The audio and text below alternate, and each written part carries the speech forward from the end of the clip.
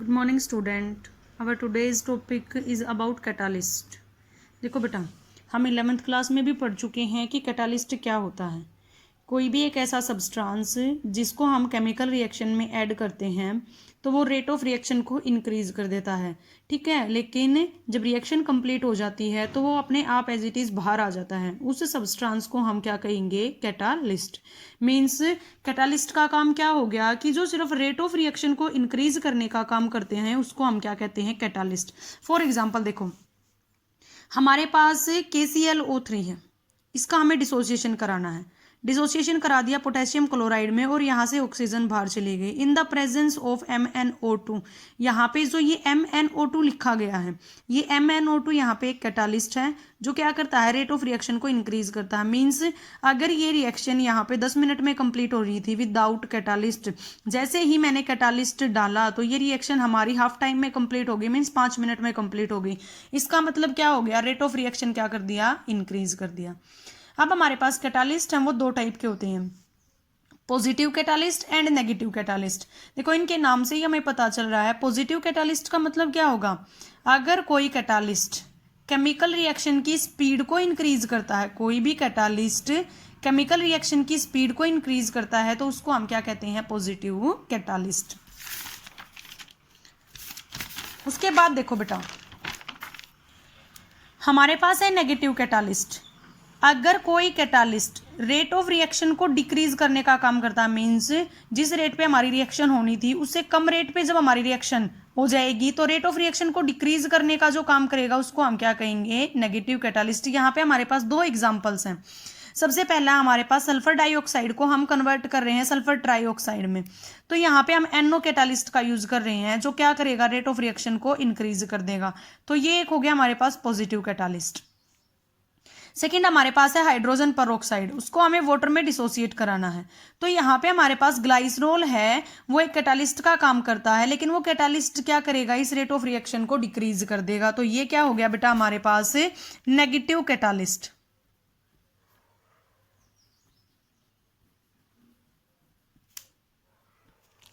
यहाँ पे डायग्राम से समझो। देखो, ये है हमारे पास पॉजिटिव कैटालिस्ट का डायग्राम।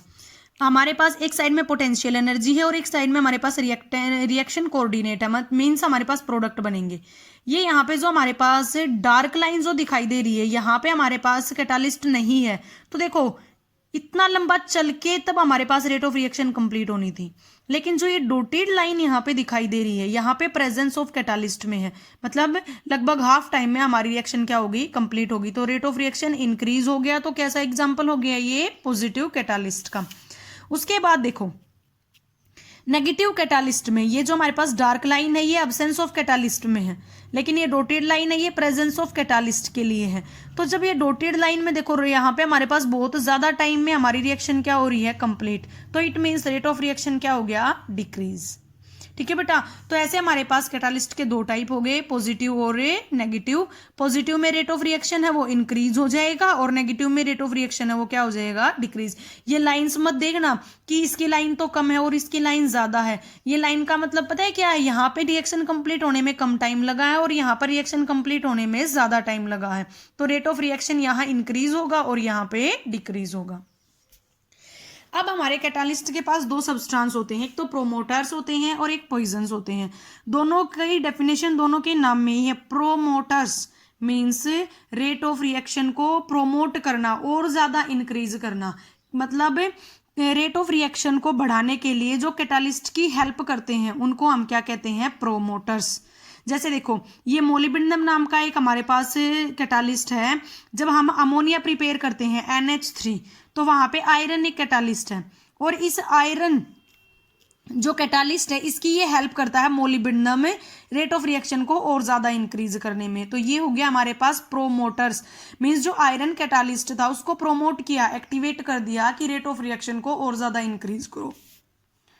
उसके बाद हमारे पास आता है पॉइजन्स, हिंदी में जिसको हम जहर बोलते हैं, मतलब ऐसे सब्सटेंस जो कैटालिस्ट की एक्टिविटी को डिक्रीज करने का काम करते हो, मतलब जो कैटालिस्ट की एक्टिविटी है उसको हम क्या कर दें? कम करा दे वो, तो उसको हम क्या कहते हैं? पॉइजन्स। ठीक है बेटा। अब हमारे पास मेन टॉपिक आता है हमारा टाइप ऑफ कैटालिस्ट। हमारे पास दो टाइप का कैटालिस्ट होता है, एक तो होमोजीनियस और एक हेट्रोजीनियस। 11th क्लास में दो टाइप के मिक्सचर पढ़े थे, homogeneous and heterogeneous. Means homogeneous का मतलब क्या था कि हमारे पास concentration throughout the solution same रहे, ठीक है, और हेट्रोजीनियस में क्या था कि कंसंट्रेशन है वो डिफरेंट हो जाए। वैसे ही देखो, होमो का मतलब क्या होता है सेम, जीनियस का मतलब फेज। मतलब अगर कोई भी कैटालिस्ट है वो उसी फेज में हो जिस फेज में रिएक्टेंट है। यहाँ पे फेज का मतलब है सॉलिड, लिक्विड और गैस।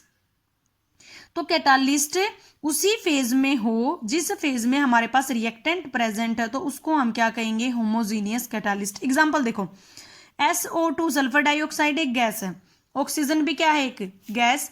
तो यहाँ पे हमारे पास प्रिपेयर हो गया SO3 जो क्या क्या है एक गैस। लेकिन देखो ध्यान से, कैटालिस्ट है वो भी एक गैस है, मतलब हमारे पास रिएक्टेंट भी गैस थे और कैटालिस्ट भी क्या है एक गैस की फॉर्म में है। तो ऐसे कैटालिस्ट को हम क्या कहेंगे होमोजीनियस कैटालिस्ट।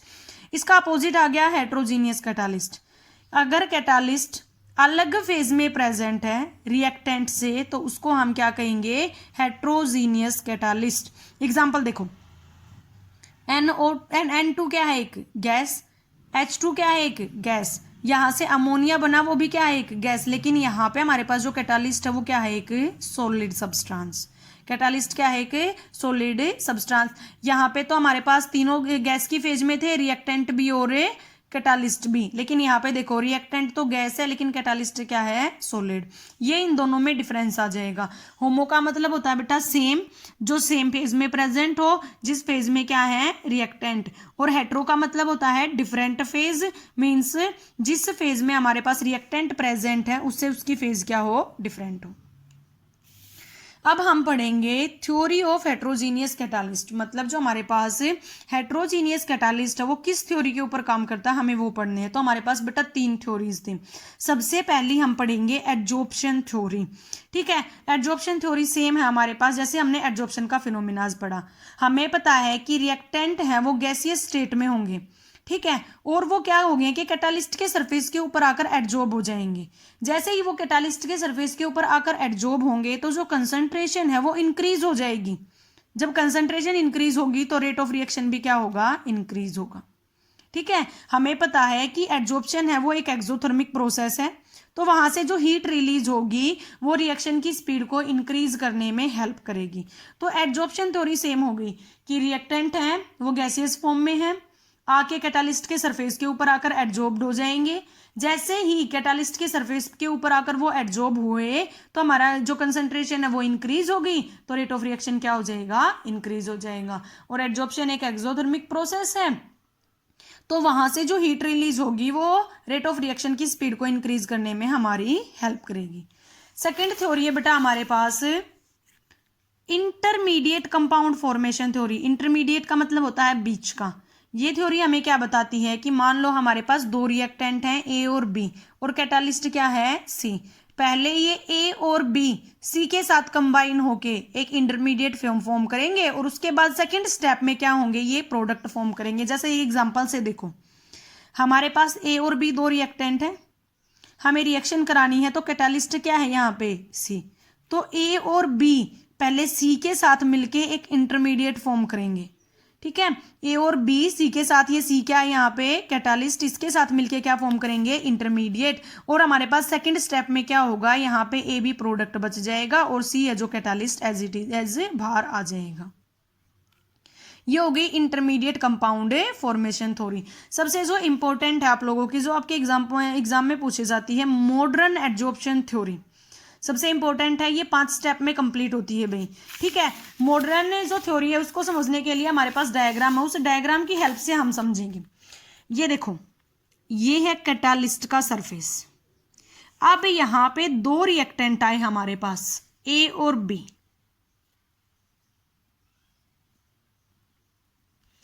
ये था कैटालिस्ट का सरफेस, यहाँ पे ए और बी दो रिएक्टेंट आए। सबसे पहले क्या होगा कि वो ए और बी होंगे वो इस कैटालिस्ट के सरफेस के ऊपर आकर डिफ्यूज हो जाएंगे, ठीक है। इस कैटालिस्ट के सरफेस के ऊपर क्या हो जाएंगे आके डिफ्यूज हो जाएंगे। मतलब ए और बी का एडजॉर्प्शन हो जाएगा सरफेस के ऊपर। दोनों अलग अलग आए थे, दोनों का एडजॉर्प्शन सरफेस के ऊपर हो जाएगा। दोनों एडजॉर्ब्ड हो गए।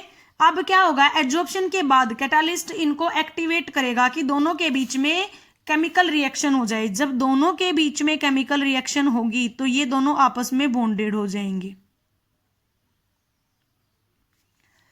ठीक है, सरफेस के ऊपर अटैच थे, दोनों के बीच में केमिकल रिएक्शन हो गई। अब देखो एडजॉर्प्शन का अपोजिट क्या होता है, डिसॉर्प्शन। अगर डिसॉर्प्शन होगा तो देखो ए और बी के बीच में रिएक्शन हो गई थी स्टार्टिंग में, ये हमारे पास रिएक्टेंट थे, दोनों अलग अलग थे, लेकिन हमारे पास थर्ड स्टेप में क्या हो गया कि ए और बी के बीच में रिएक्शन होगी। तो अब यहाँ पर जो डिसॉर्प्शन होगा वो किसका होगा, ए और बी का होगा। मतलब यहाँ पे ए बी एक प्रोडक्ट के रूप में बाहर चला जाएगा। तो 5 स्टेप में हमारे पास ये एडजॉर्प्शन थ्योरी है वो कंप्लीट हो जाएगी। सबसे पहले क्या होगा, ए और बी कैटालिस्ट के पास आएंगे, दोनों आके इसके सरफेस के ऊपर क्या हो जाएंगे, एडजॉर्ब्ड हो जाएंगे। फिर इनके बीच में क्या होगी, केमिकल रिएक्शन होगी। केमिकल रिएक्शन होने के बाद क्या हो जाएगा, डिसॉर्प्शन हो जाएगा। और हमारे पास लास्ट स्टेप में क्या होगा, removal of A B as a product. और जो कैटालिस्ट है वो रीजनरेटेड, मतलब जैसे पहला था वैसे ही जैसा हो जाएगा। ये देखो पांचों के पांचों स्टेप यहाँ पे रिटर्न है। सबसे पहले डिफ्यूजन होगा रिएक्टेंट मॉलिक्यूल का toward the surface of catalyst, means वो कैटालिस्ट के सरफेस के साइड आएंगे। सेकंड स्टेप में होगा हमारे पास एडजॉर्प्शन सरफेस का, सरफेस के ऊपर कैटालिस्ट के। थर्ड स्टेप में होगी हमारे पास केमिकल रिएक्शन और इंटरमीडिएट फॉर्म हो जाएगा कैटालिस्ट के साथ।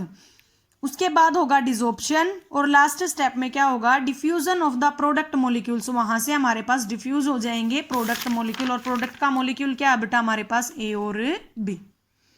ये थी हमारी कंप्लीट थ्योरी। इस थ्योरी की एडवांटेज क्या क्या थी, इस थ्योरी की एडवांटेज ये थी कि अगर पहली एडवांटेज देखो कि small quantity of a catalyst, एक कैटालिस्ट हम स्मॉल क्वांटिटी में लेंगे तो भी वो सफिशियंट होगा। क्यों, क्योंकि देखो लास्ट स्टेप में क्या हो गया, कैटालिस्ट है वो रीजनरेटेड हो गया, फिर से केमिकल रिएक्शन करने के लिए तैयार है।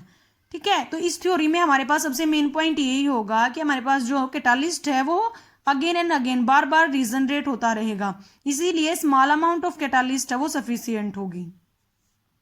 नेक्स्ट, कैटालिस्ट है रिएक्शन में टेक्स प्लेस तो जरूर करेगा, पार्टिसिपेट करेगा, लेकिन लास्ट में जब हम देखेंगे तो कैटालिस्ट का मास और केमिकल कंपोजिशन है सेम रहेगी जैसी पहले थी, कभी भी चेंज नहीं होगी।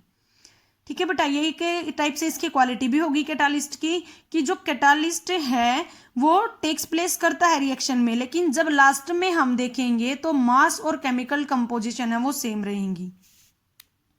अब देखो अगर कोई भी कैटालिटिक पॉइजन्स प्रेजेंट है, वो पॉइजन्स क्या करे, उस पॉइजन्स का क्या होगा कि कैटालिस्ट के सरफेस के ऊपर आकर एड्जॉर्ब्ड हो जाएगा।